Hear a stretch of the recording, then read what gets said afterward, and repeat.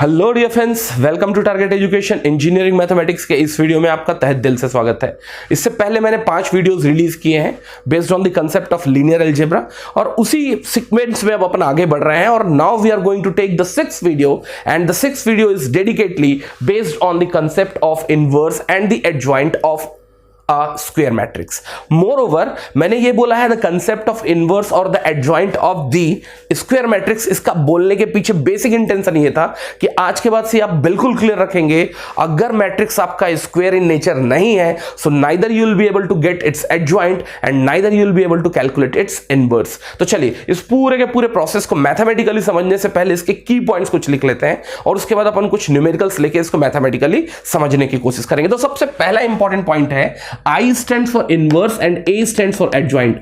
I या adjoint, inverse या adjoint is valid only for a square matrix. तो आज के बाद से ध्यान रखेंगे, अगर आपका मैट्रिक्स स्क्वायर मैट्रिक्स नहीं है, लाइक अगर आपके पास मैट्रिक्स रहा 2x3, 3x2, 4x3, 5x7, no, you will not be able to get either its adjoint, either its inverse. Yes, but if you have a matrix like 2x2, 3x3, 4x4, 5x5, definitely it is expected you will be able to evaluate its adjoint and thereafter inverse. Is that part clear? Now mathematically we'll try to understand how the inverse is being expressed. तो अगर आपके पास एक square matrix है और अगर आप उसका inverse निकालना चाह रहे हैं, तो mathematically how will you evaluate it?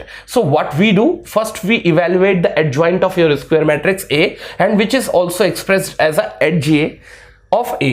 तो मैं क्या करूंगा, सबसे पहले एडजॉइंट निकालूंगा आपके मैट्रिक्स A का, और उसके बाद नीचे क्या करने जा रहा हूं, मैं उसका डिटरमिनेंट निकालने जा रहा हूं। तो that means in future whenever we wanted to calculate the inverse of any square matrix, by default first we get the adjoint of that matrix, and this itself will be a matrix. Keep in mind, adjoint of A जो होगा ये खुद में क्या होगा, एक matrix होगा, and determinant of A definitely ये खुद में क्या होगी, एक वैल्यू होगी। It will not B a matrix at all. तो क्या है, ऊपर में एक मैट्रिक्स है, नीचे एक वैल्यू है। अगर आप इनको पूरे को आपस में क्या करोगे, पैक करोगे, so you'll be getting another matrix, and that matrix is nothing but the A inverse. Moreover, मैंने पहले भी बोला था adjoint किसी भी मैट्रिक्स का तब पॉसिबल है जब वो मैट्रिक्स क्या हो, स्क्वायर मैट्रिक्स हो। मोरओवर, आपने डिटरमिनेंट भी पहले पढ़ा हुआ है, किसी भी मैट्रिक्स का डिटरमिनेंट तभी ही पॉसिबल हो पाएगा जब वो क्या हो, स्क्वायर मैट्रिक्स हो। इसका मतलब एडजॉइंट निकालना और डिटरमिनेंट निकालना, दोनों की बेसिक नीड ये है कि A जो होना चाहिए वो एक स्क्वायर मैट्रिक्स होनी चाहिए। तो कहीं ना कहीं A इनवर्स निकालने के लिए भी अब बेसिक डिमांड ये है कि A का इनवर्स तभी निकलेगा जब A क्या हो, एक स्क्वायर मैट्रिक्स हो। रीजन, क्योंकि A इनवर्स निकल कैसे रहा है, मैथमेटिकली दो अलग अलग कंपोनेंट से निकल रहा है। तो दोनों कंपोनेंट को क्या करने के लिए, मैथमेटिकली वेल डिफाइंड होने के लिए A को स्क्वायर होना पड़ेगा for the concept of adjoint, and similarly A को स्क्वायर होना पड़ेगा for defining proper what, determinant. तो मेरे को एक चीज समझ में आ गया, आज के बाद से कोई कंफ्यूज नहीं होंगे। A inverse is possible only for the square matrix. Why? Because the adjoint is only possible for the square matrix, and at the same time, if you wanted to get the determinant, there also the basic need is to be A has to be a square matrix. Moreover, not only that, यहां अगर एक चीज ध्यान देना, अगर इस पूरे के पूरे मैट्रिक्स को अगर वेल डिफाइंड होना है, आप एडजॉइंट डेफिनेटली निकाल लेंगे किसी भी एक स्क्वायर मैट्रिक्स का, स्क्वायर मैट्रिक्स का डिटरमिनेंट भी निकाल लेंगे। लेकिन अगर डिटरमिनेंट बिकेम जीरो, अगर डिटरमिनेंट जीरो अगर हो गया, तो ये मैट्रिक्स और डिवाइड बाय जीरो को आप मैथमेटिकली वेल डिफाइंड मैट्रिक्स नहीं बना पाएंगे। In that case you will not be able to evaluate its A inverse. तो आज के बाद से ध्यान देना, A इनवर्स के लिए बेसिक नीड ये है कि आपका A जो होना चाहिए एक स्क्वायर मैट्रिक्स होना चाहिए, और साथ में मॉड ऑफ A जीरो नहीं होना चाहिए। तो आज के बाद से ध्यान देंगे, इसको मैं डिफाइन कर सकता हूं, A inverse is uniquely defined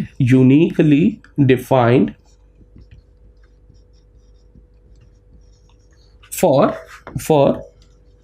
square slash non-singular. What is the basic feeling of non-singular? Non-singular matrix आपने पहले भी पढ़ा हुआ है। A matrix A is said to be non-singular if its worth is not zero. A inverse is uniquely defined for a square slash non-singular matrix only. तो इसका मतलब आज के बाद से अगर आप एक मैट्रिक्स A लेके आते हैं और इसका इनवर्स निकालना चाहते हैं, तो ये मैट्रिक्स A के पास दोनों के दोनों प्रॉपर्टीज होनी चाहिए। पहले स्क्वायर होना चाहिए, दूसरा उसका डिटरमिनेंट जीरो नहीं होना चाहिए। इसका मतलब क्या होना चाहिए, वो नॉन सिंगुलर मैट्रिक्स होना चाहिए। Is that part clear? चलिए आगे देखता हूं मैं। अगर बाय द वे आप बात करते हैं कि ए इनवर्स निकालने के लिए सबसे पहले उस मैट्रिक्स का एडजॉइंट निकालना होगा and thereafter we had to calculate the determinant part of it. So अगर बाय द वे मैंने एक छोटा सा एग्जांपल लिया है, A is a square matrix may be with structure of n cross n, और साथ में ये क्या है, नॉन सिंगुलर है. इसका मतलब mod of A is no more 0. मान लो मैंने क्या लिया है, 3 क्रॉस 3 का मैट्रिक्स लिया है, n cross n has been taken as 3 cross 3 and their respective locations are a11, a12, a13, a21, a22, a23, a31, a32, a33. ये आपका क्या है, मैट्रिक्स ए है. तो सबसे पहले आपका बेसिक इंटेंशन होगा is to get the adjoint of your given matrix A. तो अगर बाय द वे मुझे निकालना है एडजॉइंट, किसका भाई, मेरे एडजॉइंट निकालना है मैट्रिक्स ए का, obviously which is square in nature. That used to be transpose of the cofactor of the matrix A. What it is, C is nothing but cofactor of square matrix A. Do not get confuse in it.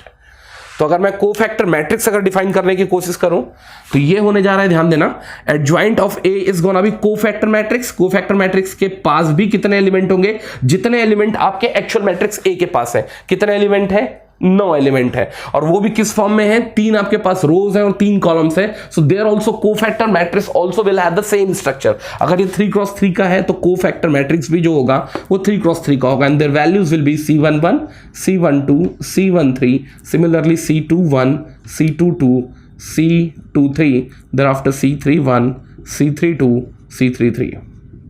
And this is what my cofactor matrix of your actual matrix A, and thereafter we had to get the transpose part of it. तो कायदे से अगर mathematically if you wanted to define the adjoint of a matrix A, you can easily define by this matrix, which is nothing but the cofactor matrix and its transpose. Now basically we'll look into how the C11, C12, C13, C21, C22 exclusively they'll be evaluated. So moreover ये पढ़ा हुआ है वैसे. What will be the value of C11? If you wanted to evaluate the value of C11, that means if you're standing on the first row and first column, you'll be leaving the complete row and the complete column. That means you're going to leave your first row as well as first column, and thereafter the remaining component, whatever it has been left out, you have to take a determinant of it. और moreover आपको ये भी important है कि ये location positive location है या negative location है, ये डिपेंड करता है कि आपके रो और कॉलम का एडिशन जो है वो ऑड है या इवन है. अगर रो और कॉलम का एडिशन अगर इवन है तो पॉजिटिव लोकेशन है, और रो और किसका, कॉलम का अगर लोकेशन का एडिशन जो है वो ऑड है तो ये क्या है, नेगेटिव लोकेशन है. या फिर इसको दूसरे तरीके से बोला जाता है -1 टू द पावर, रो का लोकेशन है 1 और कॉलम का लोकेशन है कितना, 1. और वैसे भी -1 टू द पावर 2 क्या होने जा रहा है, पॉजिटिव होने जा रहा है. अब बचा हुआ जो एलिमेंट होगा, this complete row and the complete column has to be left out, and it's gonna be C22, C23, C32 and thereafter C33. Agreed. यार वही मैं बोल रहा हूं, अगर ये बाय द वे सॉरी ये है टू कम ओवर हियर, तो आपको क्या करना होगा, पूरा का पूरा ये रो छोड़ना होगा, पूरा का पूरा ये कॉलम छोड़ना होगा, और उसके बाद जो कंपोनेंट लेफ्ट आउट करेंगे you have to write over here, it's gonna be A22, A23 and thereafter A32 and thereafter A33, and you have to get determinant of it, and the multiplier factor will be simply +1. Moreover यार एक चीज ध्यान देना, अगर बचा हुआ component भी अगर एक स्क्वायर मैट्रिक्स नहीं होता तो आप इसका डिटरमिनेंट नहीं निकाल सकते थे, और बचा हुआ जो पूरा का पूरा है जो मैट्रिक्स है या फिर एक माइनर मैट्रिक्स है वो स्क्वायर मैट्रिक्स तभी होगा जब ये पूरा का पूरा मैट्रिक्स ही एक क्या हो, स्क्वायर मैट्रिक्स हो. इसका मतलब जब तक एक बड़ा या कंप्लीट मैट्रिक्स स्क्वायर मैट्रिक्स नहीं है तो उसके जो माइनर्स होंगे ना, एक रो और एक कॉलम छोड़ने के बाद, वो स्क्वायर मैट्रिक्स नहीं होंगे. अगर वो स्क्वायर मैट्रिक्स नहीं होंगे तो आप उसका डिटरमिनेंट नहीं निकाल पाएंगे. डिटरमिनेंट नहीं निकाल पाएंगे तो आप उसके C11, C12, C13, C21, C22, C23 नहीं निकाल पाएंगे. अगर वो नहीं निकाल पाएंगे तो इसका ट्रांसपोज नहीं निकाल पाएंगे, और ट्रांसपोज नहीं निकाल पाएंगे so adjoint will not be possible. तो इसका मतलब एक चीज तो बिल्कुल क्लियर है कि एडजॉइंट अब केवल निकलेगा कब, जब ये क्या हो, एक स्क्वायर मैट्रिक्स हो. इसके स्क्वायर मैट्रिक्स होने के लिए आपका कंप्लीट मैट्रिक्स जो होना चाहिए वो क्या होना चाहिए, स्क्वायर मैट्रिक्स होना चाहिए. तो ओवरऑल आज के बाद से बिल्कुल ध्यान देना, मैंने ये पहले भी बोला था, adjoint is valid only for the square matrix, hence the A inverse will also be valid only for the square matrix. That's the different thing कि ए इनवर्स की एक बेसिक रिक्वायरमेंट और भी है कि आपका स्क्वायर मैट्रिक्स जो होना चाहिए वो नॉन सिंगुलर होना चाहिए, ठीक है। तो अगर मैं आगे देखूं तो सिमिलरली लिख सकता हूं मैं C12, तो मुझे नहीं लगता कि ये पूरा लिखना चाहिए, चलो एक लिख लेते हैं। -1 टू द पावर रो का पोजीशन है 1 और कॉलम का पोजीशन है 2, एंड आप जहां खड़े हैं द कंप्लीट रो और कंप्लीट कॉलम आपको लीव करना हो तो ध्यान देना, मैं C के बारे में नहीं बात कर रहा हूं, मैं किसके बारे में बात कर रहा हूं, A1 के। तो यहां ध्यान देना पूरा का पूरा ये रो और ये पूरा का पूरा कॉलम लीव करना है। तो आपके पास जो एलिमेंट बचते हैं यहां पर, here it's gonna B A21, thereafter it's gonna be A23, and thereafter it's gonna be A31, and thereafter it's gonna be A33, and you have to take the determinant part of it. Probably determinant निकालना मैं मान के चलता हूँ सबको आता होगा, ठीक है। थोड़ा ध्यान देना। अब अगर बाय द वे मैं रैंडमली कुछ भी वैल्यूज निकाल रहा हूं, आपको टोटल कितनी वैल्यूज निकालनी, 1 2 3 4 5 6 7 8 9, रैंडमली मैं 1-2 पॉइंट और निकाल के देखता हूं। बाय द वे आपको C31 निकालना है। How would be the C31? ये क्या होगा, -1 to the power 3 + 1 which is 4। Plus रखो ना यार, बार बार कितनी बार लिखोगे, और वैसे भी गेट में जितना कम टेक्स्ट लिखोगे टाइम बचेगा और एफर्ट बचेगा, ठीक है। कहां खड़े हो आप, C31 निकालना है, इसका मतलब आप पूरा का पूरा ये रो छोड़ोगे, पूरा का पूरा ये कॉलम छोड़ोगे। कंपोनेंट जो लेफ्ट आउट करेगा वो होगा एक square matrix A12, A13, A22, A23, and you have to take the mod of it, which will get the value of C31. Similarly, even you can get the value of C32. Tell me how we have to calculate the C32? This complete column and the complete row has to be left out, and moreover C32 जो है वो positive location है, negative location है। भाई addition of row and column का position क्या है, odd है, तो आप ये लोगे क्या, minus, and the determinant has to be evaluated for A11, A21, thereafter A13, and at last A23। तो आप यहां से आसानी से क्या कर सकते हैं, कोफैक्टर मैट्रिक्स निकाल सकते हैं, और कोफैक्टर मैट्रिक्स निकला आप उसका ट्रांसपोज से एडजॉइंट निकाल सकते हैं। यार यूजुअली ये होगा कि गेट में प्रॉब्लम कभी भी 3x3 मैट्रिक्स अवॉइड करता है। इवन अगर आपको इनवर्स डायरेक्ट पूछता भी नहीं है, क्योंकि इनवर्स जो है बहुत बेसिक सा टॉपिक है लीनियर अलजेब्रा का, जो अपन ने 11th-12th में पढ़ा है। लेकिन अगर वो पूछने की कोशिश भी करता है या प्रॉब्लम बनता भी है कल के दिन कंट्रोल सिस्टम में ऑब्जर्वेबिलिटी का या कंट्रोलेबिलिटी का, और या फिर अगर worst of the worst condition में अगर ये पूरा का पूरा कंसेप्ट आपको यूजफुल होता है स्टेट ट्रांजिशन मैट्रिक्स में, तो यूजुअली जो मैट्रिक्स होता है वो 2x2 का ही होता है। तो आई थिंक अच्छा ये होगा कि मैं एक छोटा सा क्या कर लूँ, न्यूमेरिकल ले लूँ और वहां से एड्रेस करने की कोशिश करूंगा। ध्यान देना, बाय द वे मेरा न्यूमेरिकल है, मेरे पास एक मैट्रिक्स है A, मैंने जानबूझ के इसको 2x2 का मैट्रिक्स लिया है। ये है बाय द वे 2, और ये है बाय द वे 1, और ये है बाय द वे 3, और ये है बाय द वे 4, ठीक है। ये मैट्रिक्स है आपका A, और आपने निकालना है इसका A inverse. You wanted to get the value of A inverse. A inverse आपने क्या करना है, इवेल्युएट करना है। तो थोड़ा शांति से इवेल्युएट करेंगे ए इनवर्स इसका। देखेंगे सबसे पहले इंपॉर्टेंट है ए इनवर्स निकालने के लिए you have to check it out whether the matrix A is a singular और non singular matrix. So if we start doing its solution, तो first mod of A we wanted to get, mod of A, that means whatever the matrix you had, no, you had to get the determinant of it, 2 4 3 and 1. How we get the determinant? तो ये ध्यान देंगे, जो आपका क्या है inclined component है 2 और 1 फॉरवर्ड डायरेक्शन में, फॉरवर्ड इंक्लिनेशन कंपोनेंट है और ये बैकवर्ड इंक्लिनेशन कंपोनेंट है। फॉरवर्ड इंक्लिनेशन कंपोनेंट मल्टीप्लाई होंगे 2 into 1 माइनस 4 into 3, 4 into 3, ये होगा 2 minus 12 and that is nothing but minus of 10।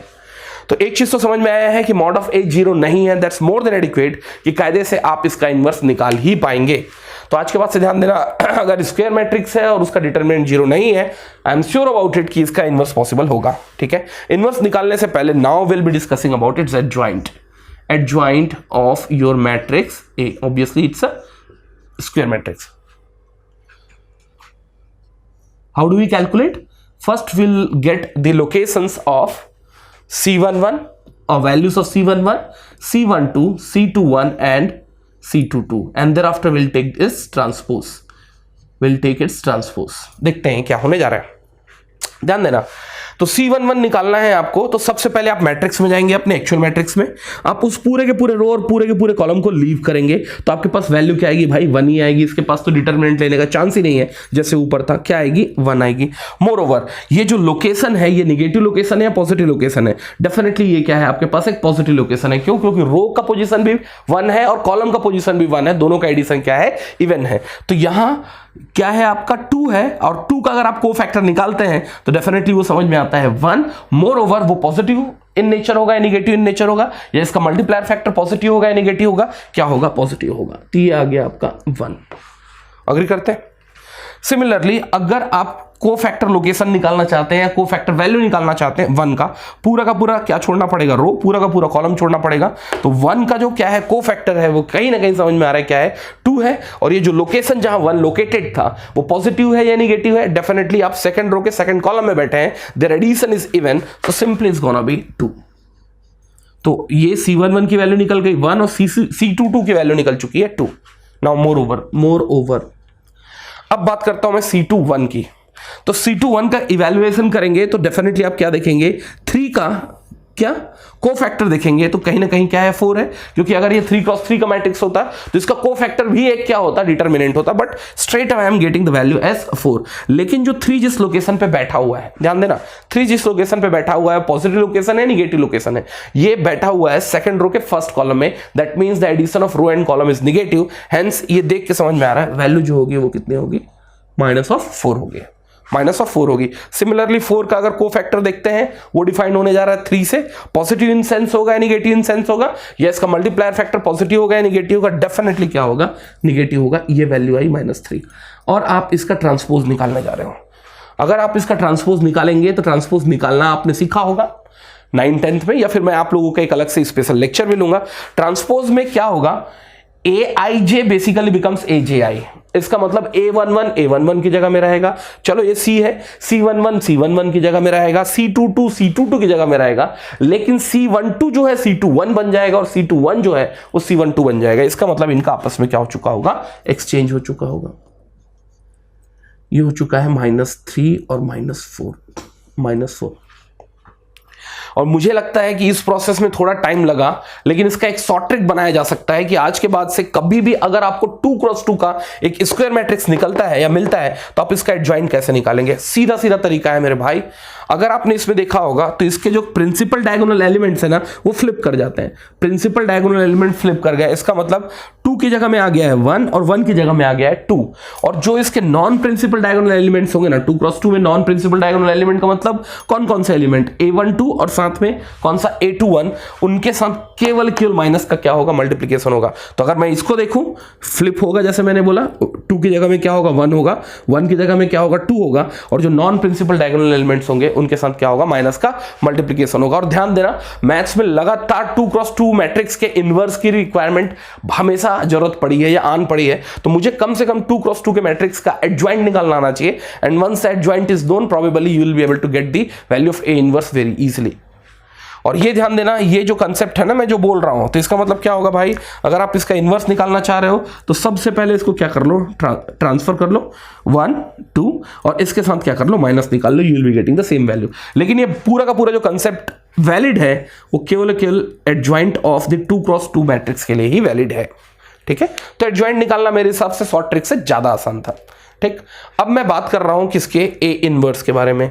A inverse जो होता है वो होता है adjoint of A which is a matrix, obviously 2x2 और divided by of mod of A। Mod of A तो आपने अभी थोड़ी देर पहले निकाला, मॉड ऑफ A कितना था मेरे भाई 1/-10 था, 1/-10। और एक चीज ध्यान देना, तो A इनवर्स निकालेंगे ये कोई डिटरमिनेंट नहीं है, एक मैट्रिक्स है। इस मैट्रिक्स के हर एक एलिमेंट से बेसिकली मल्टीप्लिकेशन होने जा रहा है किसका 1/-10।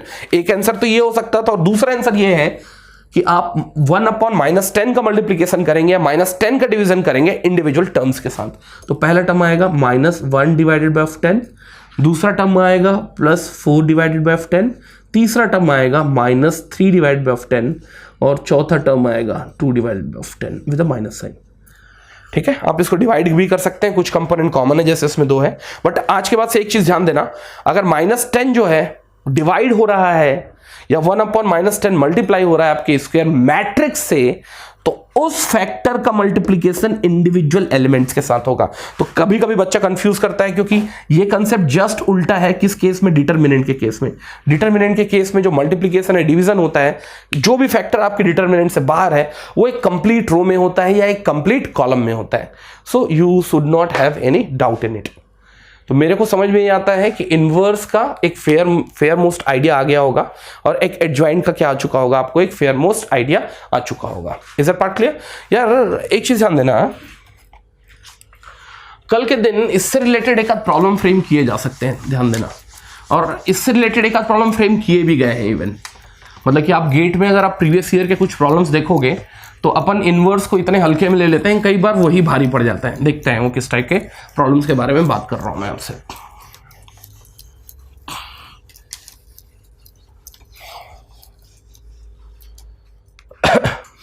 बाय द वे एक प्रॉब्लम है, you have a matrix A into matrix B into matrix C into matrix D and which is equals to of matrix E, matrix A।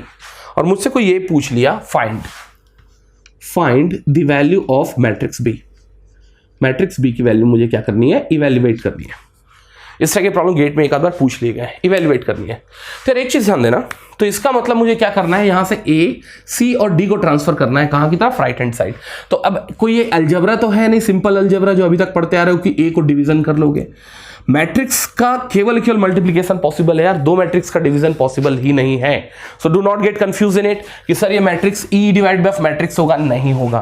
केवल मल्टीप्लिकेशन पॉसिबल है। हाँ, ये अलग चीज है कि आप मैट्रिक्स ई का मल्टीप्लिकेशन कर सकते हैं एक नया मैट्रिक्स ए इनवर्स से, but as such there is no concept of division in matrix what algorithm. तो यहां से एक चीज ध्यान देना, इस ए को ट्रांसफर करना है कहां की तरफ? कहां की तरफ ट्रांसफर करना है मुझे? लेफ्ट की तरफ। ए को अगर लेफ्ट की तरफ ट्रांसफर करना है तो इसका बेसिक थीम क्या है मेरे भाई?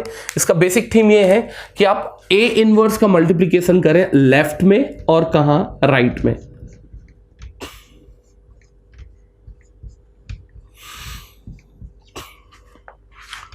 और एक चीज ध्यान देना, आगे जाके आप क्या करेंगे? मैट्रिक्स मल्टीप्लिकेशन फॉलो करेंगे या पढ़ेंगे।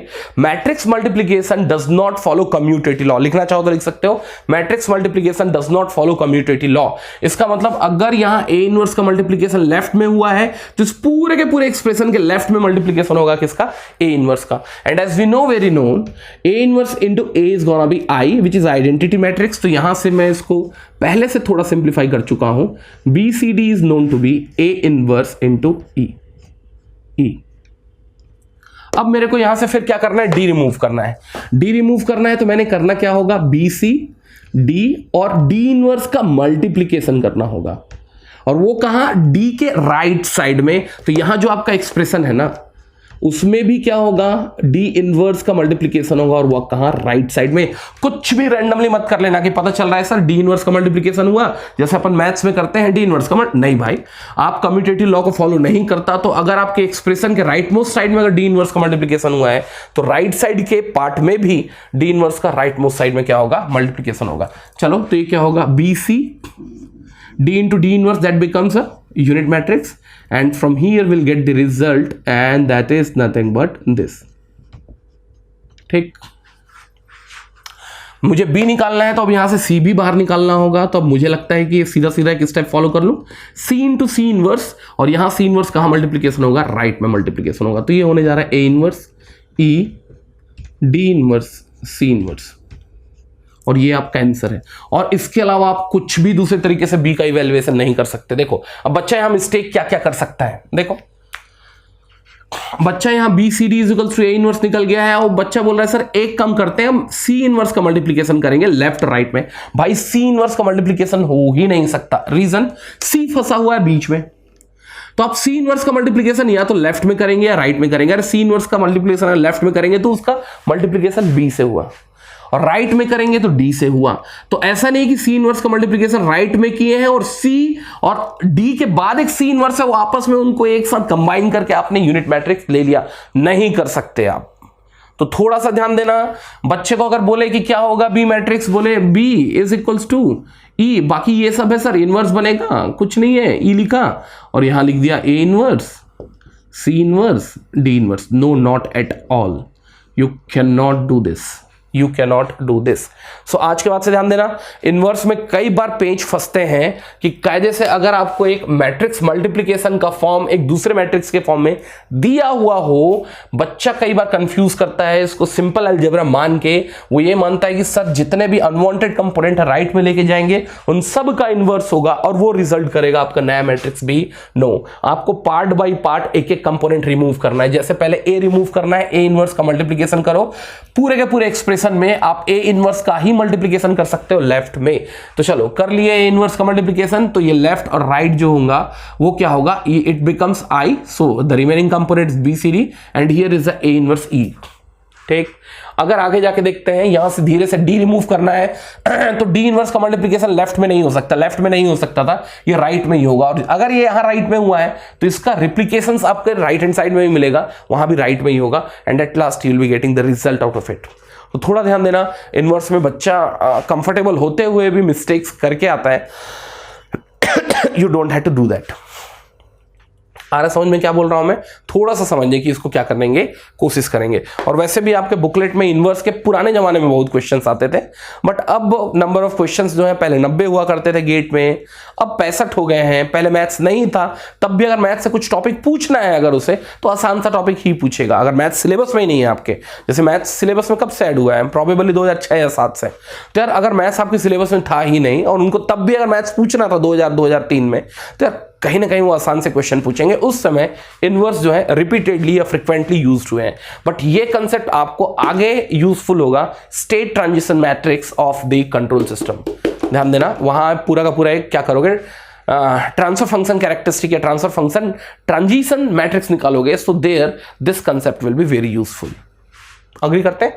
इतना हो जाने के बाद अब मैं पहुंच रहा हूं कुछ important properties of the adjoint as well as the inverse matrix. आप माने या ना माने, तो एक चीज तो लिखना शायद जायज हुए ना हो, important properties of adjoint matrix and the inverse matrix. तो पहला पॉइंट है भाई, it is valid only for the square matrix, क्या एडजॉइंट मैट्रिक्स। दूसरा, अगर बाय द वे मैं बात करता हूं inverse matrix, it is only possible for the square non singular matrix. केवल स्क्वायर होने से भी काम नहीं चलेगा, इसको स्क्वायर भी होना पड़ेगा और क्या होना पड़ेगा, नॉन सिंगुलर भी होना पड़ेगा। अगर मैं बात करता हूं पहला A which is getting multiplied with the adjoint of A, या फिर अगर रिवर्स सेंस में देखूं adjoint of A which is getting multiplied with the A, तो इसका मतलब दो अलग अलग मैट्रिक्स है, एक मैट्रिक्स ए है और एक एडजॉइंट ऑफ ए मैट्रिक्स है, दोनों का मल्टीप्लीकेशन क्या होगा। तो यार इसको आप लोग सबसे पहले ना पॉज करके लिस्ट डाउन कर लो इतने पूरे को, क्योंकि मैं इसी में ही कुछ दिखाऊंगा कि वैल्यूज कैसे आ रही हैं, तो आपको थोड़ा क्लमजी लगेगा या थोड़ा स्ट्रक्चराइज नहीं लगेगा। तो आप सबसे पहले इसको नोट डाउन कर लो, मैं थोड़ा सा यहाँ डिटेलिंग करूंगा इसका। देखो डिटेलिंग ये है यार, adjoint of A, A inverse of adjoint of A को तो अभी आपने कनेक्ट करना सीखा। A inverse is equals to कितना था, A inverse is equals to कितना था, adjoint divided by of mod of A. तो एडजॉइंट ऑफ ए जो होने जा रहा है वो कितना होगा भाई, ए तो ऑलरेडी है, और एडजॉइंट ऑफ ए को क्या लिख सकते हैं आप, रिकॉल करें, ए इनवर्स जो था that was equals to of adjoint of your matrix A divided by of mod of A, divided by mod of a. So a which is getting multiplied with the adjoint of a can also be written as what, a inverse into a constant mod of a, and as we know a into a inverse will be a identity matrix, which is getting multiplied with the mod of a will make another matrix which is gonna be I mod of a।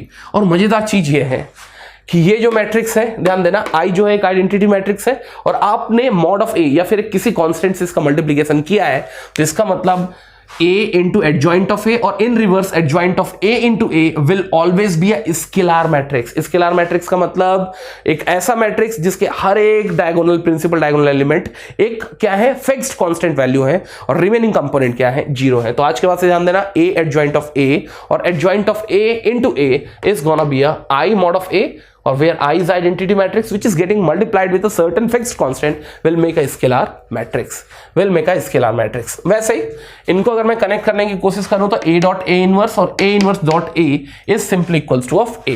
यार सीधी सी बात है, अगर आप इसका sequence change भी करते हैं, rather you get the inverse and you multiply with the a, or if you are having a and you are getting its a inverse और उसका multiplication आप करेंगे a inverse से, still you will be getting the same value। Agreed? Similarly, now next we are moving into the mod of adjoint of A. mod of adjoint of A, ये value कितनी होगी? देखो कितनी होगी। अगर mod of adjoint of A के बारे में बात करेंगे तो ये आप केवल इस पे फोकस करो, जो रेड कलर का मैंने यहाँ निशान लगाया हुआ है, आप केवल इस पे फोकस करो, the things will be more than clear. देखो ये क्या है, आप निकाल रहे हैं किसका एडजॉइंट? आप निकाल रहे हैं एडजॉइंट किसका? सॉरी, मॉड निकाल रहे हैं आप एडजॉइंट ऑफ ए का, एडजॉइंट ऑफ ए का। तो इसका बेसिक क्या आएगा, रिप्लिकेशन क्या आएगा, देखते हैं। देखो अगर आप मॉड ऑफ एडजॉइंट ए निकाल रहे हैं, मॉड ऑफ एडजॉइंट ए निकाल रहे हैं, मॉड ऑफ एडजॉइंट ए निकाल रहे हैं, so that will be equals to of, आप इसको इधर ट्रांसफर करें, mod of A, A inverse, A inverse, ठीक है, ए इनवर्स। तो थोड़ा समझने की कोशिश करेंगे भाई, ये एक मैट्रिक्स है, ए इनवर्स के साथ मॉड ऑफ ए का मल्टीप्लिकेशन हुआ है। ए इनवर्स एक अपने आप में मैट्रिक्स था और उस मैट्रिक्स के हर एक इंडिविजुअल एलिमेंट के साथ मल्टीप्लिकेशन हुआ है मॉड ऑफ ए का, मॉड ऑफ ए का। तो यार एक चीज ध्यान देना, तो मॉड ऑफ ए जो है वो कितनी बार मल्टीप्लाई हुआ होगा, कितने एलिमेंट्स के साथ मल्टीप्लाई हुआ होगा? अगर ए जो रहा होगा, ए एन क्रॉस एन का मैट्रिक्स रहा होगा, समझना क्या बोल रहा हूं, अगर ए एन क्रॉस एन का मैट्रिक्स रहा होगा तो A inverse be n cross n का मैट्रिक्स रहा हुआ होगा। उस केस में आपको n cross n number of times mod of A का इंडिविजुअल एलिमेंट से मल्टीप्लीकेशन करना पड़ेगा। लेकिन जिस दिन डिटर्मिनेंट निकालोगे आप उस नई मैट्रिक्स का, तो आपका मॉड ऑफ ए जो है वो कितनी बार आएगा, कितनी बार बाहर आएगा? भाई मॉड जब लेते हैं तो आप एक चीज ध्यान देना, आप एक कॉमन निकालते हैं एक रो से या एक कॉलम से। तो अगर आप एक रो से अगर एक कॉमन निकालेंगे, वो कॉमन होगा मॉड ऑफ ए, क्योंकि मल्टीप्लिकेशन भी उसी का हुआ था।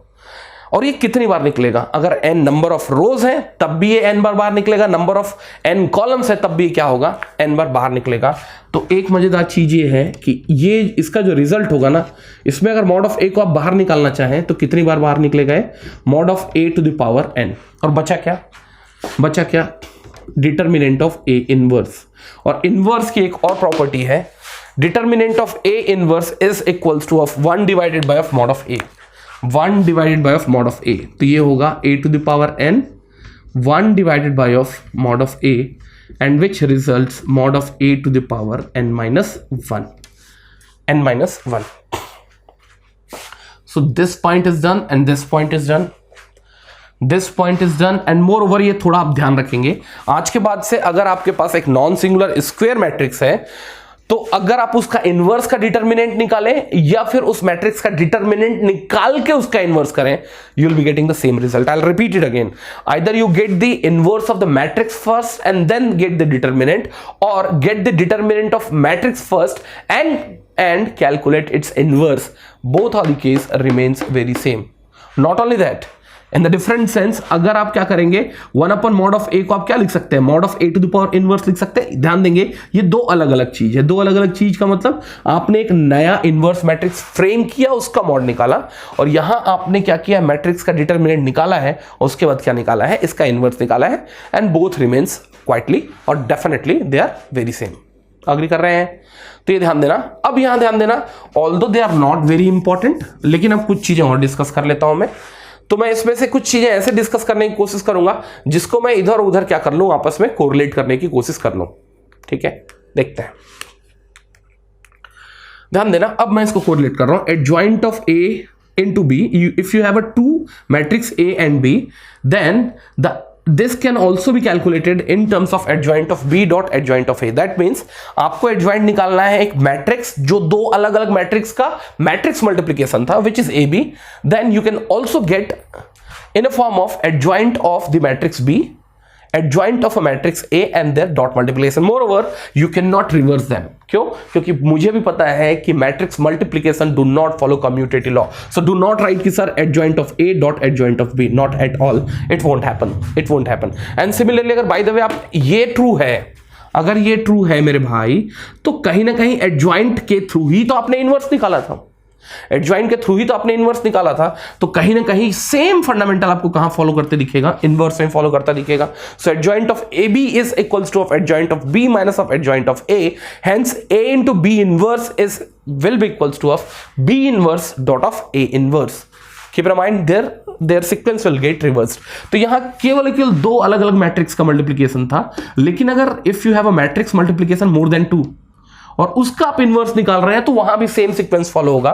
The last matrix will come first and the first matrix will come last and thereafter the sequence basically it will be in this way. अगर ये ABCD भी होता ना तो ये होता D inverse, C inverse, B inverse, A inverse.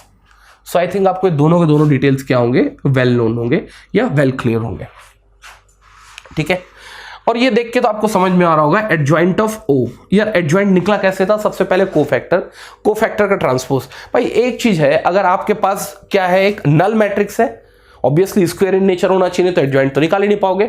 अगर null matrix है तो उसका कोफैक्टर भी तो 0 0 0 0 आएगा और उसका ट्रांसपोज निकालोगे तब भी क्या आएगा, 0 0 0 आएगा। तो ओवरऑल आज के बाद से मैं ये बोल सकता हूं कि अगर आपके पास एक स्क्वायर नल मैट्रिक्स है तो उसका एडजेक्टिव या फिर क्या होगा, तो वो भी क्या होने जा रहा है, 0 होने जा रहा है।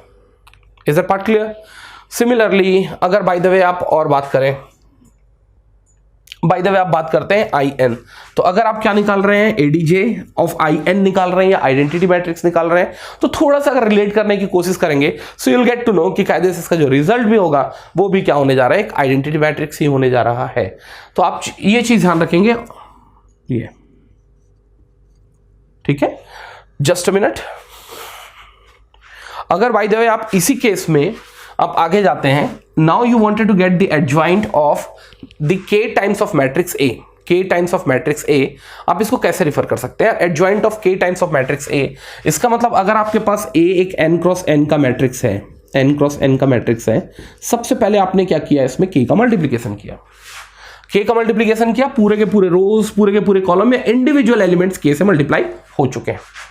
क्या हो चुके हैं? K से मल्टीप्लाई हो चुके हैं। अब ध्यान देना, अगर बाय द वे आप इसको रिलेट करना चाह रहे हैं तो K कितनी बार बाहर निकलेगा भाई? K बाहर निकलेगा आपका K to the power n-1 times.